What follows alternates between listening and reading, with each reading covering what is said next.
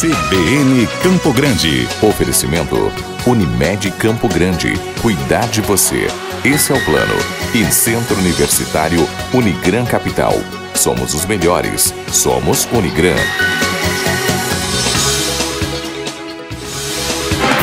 CBN Direito.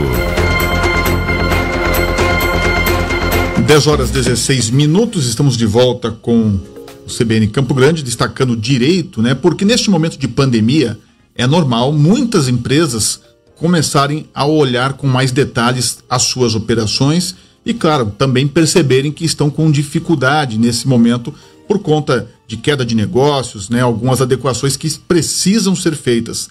E aí entra um tema chamado reestruturação de dívida empresarial, o que também pode se estender aos produtores rurais.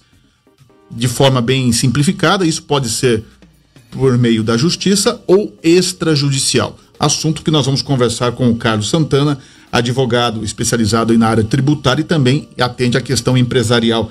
Carlos, muito obrigado pela presença aqui na CBN, seja bem-vindo. Obrigado, Inês, eu que agradeço. Quando a gente fala de reestruturação de dívidas empresariais, o que seria isso? Bom, vamos lá. Claro que toda empresa, a sua gestão, o empresário que administra o negócio, ele tem uma série de sinais que ele começa a perceber que a empresa precisa se reorganizar, né? O fluxo de caixa já passa a não atender mais o endividamento da empresa, questões com fornecedores acabam mudando um pouquinho o prazo de pagamento, porque ele já não consegue fazer aquele mesmo perfil de compra, a relação com seus funcionários também começa a surgir atraso.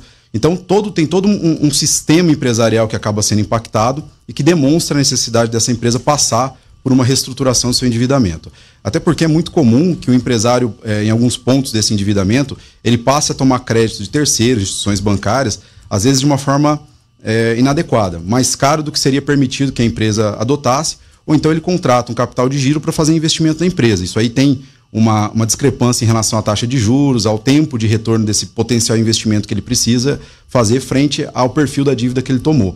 Então é todo um contexto que acaba dando sinais que essa empresa ou esse produtor rural precisa de fato passar por uma reestruturação. Carlos, você entrou num assunto que eu me permita aqui também entrar, a questão desse momento difícil. Tem muitas empresas precisando de fôlego financeiro, né? A gente já falou até inclusive com representantes de banco aqui, mas nem todos talvez tenham condições de arcar com mais um compromisso financeiro, podem acabar até se enrolando ainda mais, né? Exatamente. É por isso que quando a gente fala de reestruturação de dívidas, a gente não fala exclusivamente de bancos, tá? É bom ficar bem claro isso.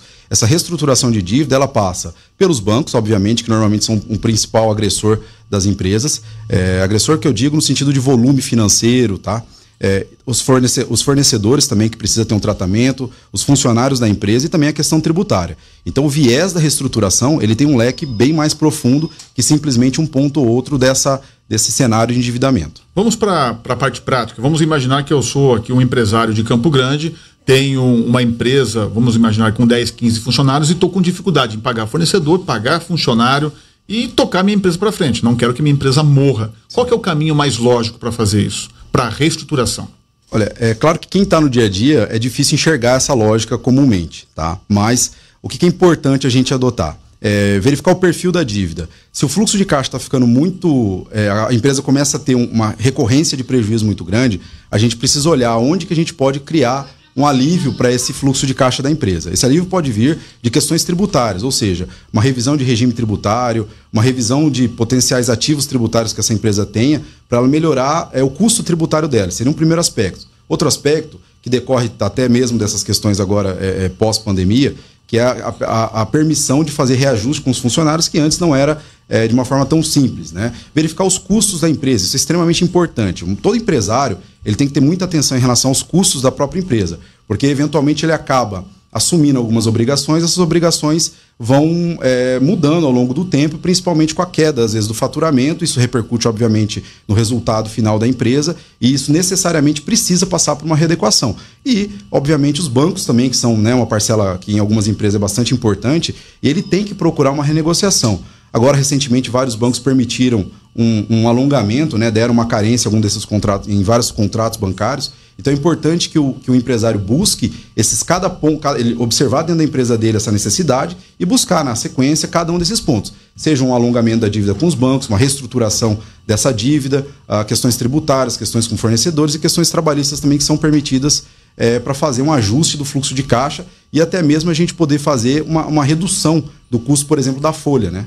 Quando eu falo de reestruturação, né, do negócio formal, eu preciso necessariamente buscar a justiça para formalizar isso ou não? Ou eu posso fazer por outro caminho? Quais são as possibilidades? Não, isso é possível fazer de forma extrajudicial e até mais sugerido que se faça primeiramente nesse modelo. Então você cria primeiro uma estratégia, entende o negócio, entende a necessidade de encaixar essa dívida dentro do fluxo da empresa.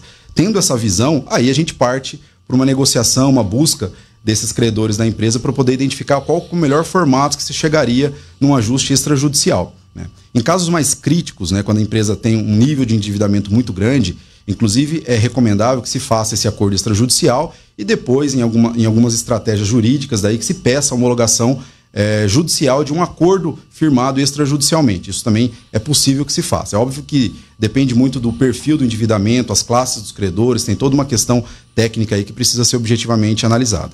Carlos, no teu escritório, já está tendo muita consulta nesse sentido? Sim, Ginês. A gente tem muita consulta em relação a essa necessidade de reestruturação de dívidas civis e dívidas tributárias, né? O que tem acontecido? A gente percebe que ainda o empresário não tem, de fato, tomado a decisão de propor uma recuperação judicial, por exemplo, mas a estratégia extrajudicial a gente tem sido bastante consultado e implementado isso em várias empresas. Curiosamente, aqui em Campo Grande, na comarca, até quinta-feira, pelo menos a semana passada, a gente não tinha nenhuma notícia de distribuição de processo novo de recuperação judicial. No estado tem alguns processos que já foram distribuídos, no entanto, em Campo Grande ainda não tivemos notícia de nenhum processo nesse sentido. E você tem conhecimento de algumas empresas que já estão, pelo menos nos bastidores, trabalhando nisso? Sim. Enfim, principalmente no cenário extrajudicial, eu acredito que grande parte delas estejam fazendo esse trabalho extrajudicial de readequação do seu perfil de endividamento. Já para judicializar, aí é uma questão que as empresas acabam tratando isso de forma bastante sigilosa e interna, porque isso pode ter um reflexo para a sociedade num primeiro momento que não seja tão positivo, mas depois que os seus credores entendem a necessidade de manter a viabilidade da empresa dentro dessa readequação de pagamentos, aí um processo de recuperação fica um pouco mais natural para todos. Eu conversei com Carlos Santana, advogado, especialista na área tributária e atende também casos aí na área empresarial. Carlos, obrigado pela entrevista, um ótimo dia para você. Obrigado, Ginês. Bom dia, bom trabalho. 10h23 agora. CBN Campo Grande. Oferecimento Unimed Campo Grande. Cuidar de você. Esse é o plano. E Centro Universitário Unigran Capital. Somos os melhores. Somos Unigran.